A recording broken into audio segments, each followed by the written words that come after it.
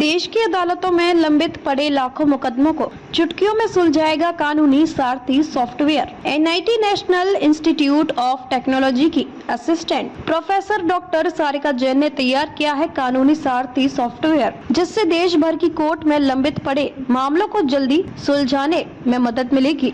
Doctor Sarika Jain ने बताया कि हमने इस सॉफ्टवेयर को कानूनी सारथी नाम दिया है। ये सॉफ्टवेयर लॉ रिपोर्टर की तरह काम करेगा, जिसमें बैकग्राउंड डेटाबेस होगा, सुप्रीम कोर्ट के जजमेंट होंगे, उससे जो भी सवाल जजमेंट के बारे में पूछे जाएंगे उनके वो जवाब दे पाएगा। अनस्ट्रक्चर्ड की जगह स्ट्रक्चर फॉर्मेट में उत्तर हमारे पास अगर होगा तो सुगमता से सारे जवाब सामने आ पाएंगे। इस सॉफ्टवेयर को बनाने के पीछे मकसद है पेंडिंग मुकदमों को जल्दी निपटाया जाए। भारत की कोर्ट में जितने भी आज के समय में पेंडिंग केसेस हैं, जिनको निपटाने में सालों लग रहे हैं, उनको निपटाने में यह मददगार साबित होगा, क्योंकि इससे पूर्व के एक समान मुकदमों की स्टडी निकल पाएगी। अगर कोई नया केस सामने आता है तो बड़ी सुगमता के साथ पूर्व के केसों की जानकारी जजमेंट सामने आ पाएगी, जिससे केस स्टडी बड़ी सुगमता हो जाएगी और न्याय मिलने में देरी नहीं होगी।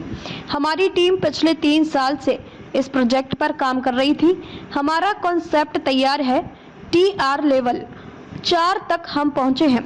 अगर सरकार इसे और आगे ले जाना चाहती है तो सरकार के साथ कोलैबोरेट करके कोई ना कोई स्टार्टअप हमारे साथ जुड़े, ये फाइनल TR 9 तक पहुंच पाएगा।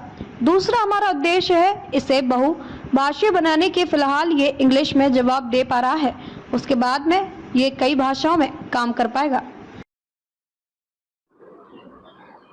सॉफ्टवेयर को हम इसको ऐसा कहेंगे कि अगर मैं शुरू से बात करूं, बहुत सूक्ष्मता से बात करूं, तो पेंडिंग केसेस बहुत ज़्यादा हैं इंडियन कोर्ट में। तो उन पेंडिंग केसेस को कम करने के लिए एक सोच थी। उस सोच को लेते हुए हमें लगा कि कुछ इस तरीके के एप्लीकेशंस आनी चाहिए और AI का इस्तेमाल करके हम कुछ ऐसा कर पाएं कि ये पेंडिंग केसेस कम हो सके, लॉयर्स और जजेस के ऊपर जो भार है वो थोड़ा कम हो सके, और साथ में ही लॉ स्टूडेंट्स जो पढ़ रहे हैं उनकी भी किसी तरीके से मदद हो सके। तो उसके लिए एक सॉफ्टवेयर होता है जिसको हम कहते हैं लॉ रिपोर्टर।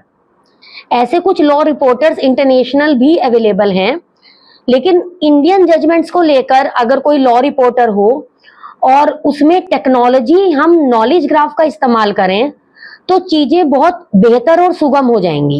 गूगल ने नॉलेज ग्राफ इजाद किया था, उसके बाद से फेसबुक, अमेजॉन, सभी नेटवर्किंग साइट्स जो नेटवर्क बेसिकली नेटवर्क पर काम करती हैं, वो नॉलेज ग्राफ का इस्तेमाल करना उन सब ने शुरू कर दिया है।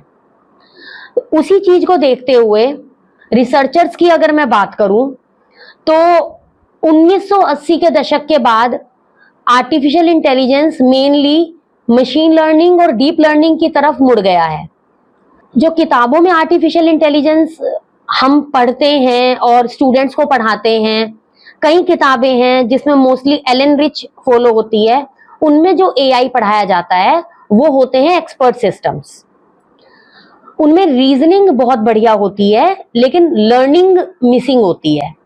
तो 1980 के दशक से मशीन लर्निंग आया और तब से AI के करीब 90% से भी ज्यादा researchers machine learning, deep learning, neural network पर उन लोगों ने काम करना शुरू कर दिया और रीजनिंग वाला पार्ट, एक्सपर्ट सिस्टम वाला पार्ट थोड़ा सा पीछे रह गया। फिर सिमेंटिक वेब के आने से, गूगल के नॉलेज ग्राफ के आने से वापस रीजनिंग का दौर आया और अब हाइब्रिड काम होना शुरू हुआ है जिसको हम न्यूरो सिंबॉलिक AI कहते हैं। और ये AI काफी हद तक AGI की तरफ जा रहा है जिसको हम आर्टिफिशियल जनरल इंटेलिजेंस कहते हैं। आर्टिफिशियल जनरल इंटेलिजेंस अभी आया नहीं है, लेकिन अगले 10 साल में उसके आने की संभावना है। रिसर्चर्स इस दिशा में काम कर रहे हैं और ये तभी संभव हो पाएगा जब हम मशीन लर्निंग और रीजनिंग और लर्निंग दोनों चीजों को हम संयोजित कर पाए एक ही आर्टिफिशियल इंटेलिजेंस मॉडल में। इसी सोच के साथ हमने लीगल डोमेन में काम करना